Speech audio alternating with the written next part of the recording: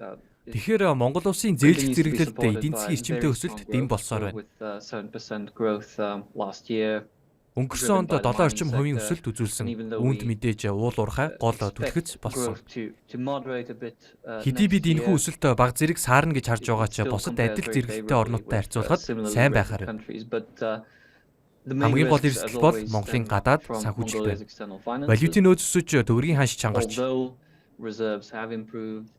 үрийн иргэн төлөлтүүд хийгдсэн ч гадаад дөр өндөр түвшинд хэвээр байна. Мөн бүгд найрамдах хятад ард улсад хийх түүхийдээ экспортоос өндөр хамааралтай байсаар байна.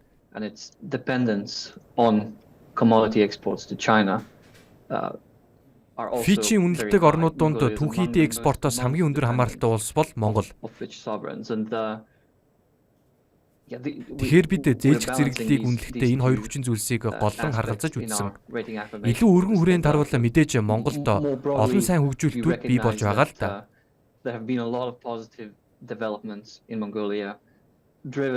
Уул уурхайн салбарын тэлэлт гэх мэт. Гэхдээ бид энэ он харьцангуй эрсдэл өндөртэй жил байх болно гэж харж байгаа.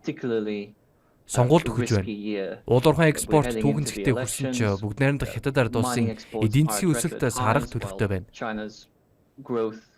Төсвийн хувьд эрчимтэй дийлэх хандлагатай байна. Тэгэхээр бид эдгээр эрсдлүүдийг анхааралтай ажиглаж байна. So we're looking to see also how these several factors play out. Mongolia has just announced a 7% GDP growth. Монгол улсын эдийн засаг 2023 онд 7% өссөн нь Fitch-ийн төсөөлөлтөд таарсан үзүүлэлт болсон. Гэтэ та сая тодорхой эрсдлүүдийг дурдлаа. Энэ нь 2024 оны өсөлтөд ер нь хэрхэн нөлөөлөх вэ? What's the outlook for Fitch?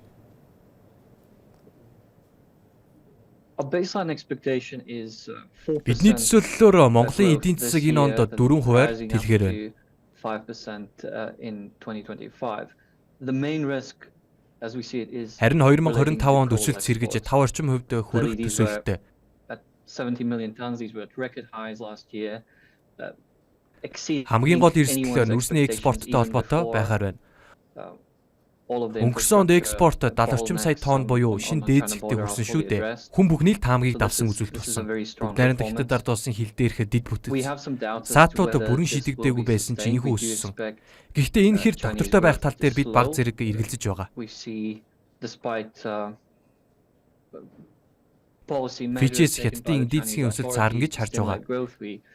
Хэдий хятад улс өсөлтөө дэмжих бодлогын шийдвэрүүд танилцуулж байгаа ч тус улсын үл хөдлөх хөрөнгийн хямрал дамжрах эрсдэлтэй байна. Тэгэхээр бид 2024 онд Монголын нүрсний экспорт 60 сая тонн руу буурна гэж харж байна. Мэдээж энэ тоо эрс өөрчлөгдөх боломжтой.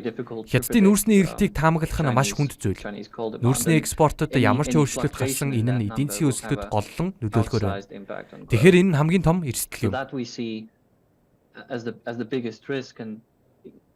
Heading into this year with a fairly expansionary fiscal policy. Ялангуяа 2024 онд Монголын төсөв тэлэх төлөвтэй байгаа энэ үед Монгол улсын хувьд нүрсний экспортод гарах гинтийн шокт бэлтгэлтэй байх нь чухал. Харин эсвэргээрээ дотоодын эрэлт нэмэгдэх нь сайн зүйл байх боломжтой. 2023 онд эрэлт сул байсан ч хувийн хвшлийн хөрөнгө оруулалт нэмэгдсэн. Тэгэхээр энэ нь эдийн засгийн эргэлтэд сайнаар нөлөөлж хэрэглэгчдийн эрэлт нэмэгдэх боломжтой юм. Энэ нь дотоодын нийт бүтээгдэхүүний өсөлтөд сайнаар нөлөөлнө. 2025 оны үед Монголын эдийн засагт оюу толгой уурхайн тэлэлт хамгийн том түлхэц болохоор байна. Зэсийн хэмжээ нэмэгдэж Монголын эдийн засгийн өсөлтөд дэм болохоор байна.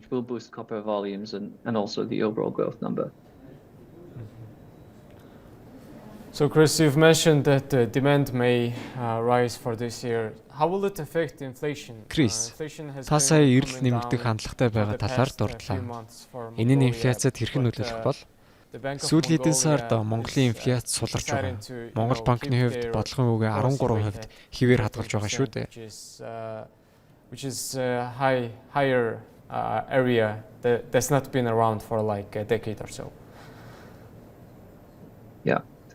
Well, we expect inflation to average around 8%. Бидний хувьд Монголын инфляцийн онд 8 орчим хувьд докторж ийн гэж таамаглаж байна. Харин 2025 онд 7 орчим хувьд докторж иж, оны сүүлээр 6% руу буухаар байна. Монгол банкны хувьд энэ боломжийг ашиглаж бодлогын хүүгээ бууруулах байх гэж бодож байна. Use this opportunity to lower interest rates. We pencil in 200 basis points of cuts. Энэ онд 200 орчим суурь нэгжээр бууруулж, эх онд мөн 200 суурь нэгжээр бууруулна гэж таамаглаж байна. Faster than our projections for cuts by the Federal Reserve. Өөрөөр хэлбэл холбооны нөөцийн банкнаас илүү хурцтай бууруулж магадгүй юм. Particularly in light, as I mentioned, of these expansionary fiscal policies, which we think have not yet fully translated. Гэхдээ инфляцийн хувьд энэ онд эрсдэл өндөр байна гэж харж байгаа. Ялангуяа Монголын төсөвт хэлж байгаа нь инфляц дотоодын эрэлтэд хараахан нөлөөлж эхлэегүй байна. Very rapid credit growth, especially to households. Тэгэхээр өрхийн өндөр зарцуулалт, цалингийн өсөлт, засгийн газрын зарцуулалт зэргийг харгалзан үзвэл инфляцийн онд бидний төсөөлж буй 8%-аас давах эрсдэл байсаар байна. Than those 8% that we forecasted to average in 2024. So, do you think that Bank of Mongolia Монгол Улсын төв банк бодлогын үгээ бууруулахаар байгаа нь инфляц эргээ эрчимчгэд нөлөөлнө гэж харж байна. Ялангуяа бодлогын хүүг яран бууруулах тохиолдолд. If the Central Bank of Mongolia prematurely cuts interest rates? That could have a positive impact on inflation, although we think that энэ нь инфляц эрчимчгэд нөлөөлөх боломжтой л доо. Гэхдээ Монголын мөнгөний бодлогын шилжих механизм нь бусад орнуудтай харьцуулахад тийм ч хүчтэй нөлөөтэй байдаггүй. Учир нь Монголд олон зээлийн хөтөлбөрүүд байдаг. Мөн ипотекийн зээлийн дундаж хүн эрсдэлгүй хүүгийн түвшнөөс бага байдаг. Тэгэхээр бодлогын хүүгийн эдийн засагт үзүүлэх нөлөө нь бага зэрэг хязгаарлагдмал байдаг.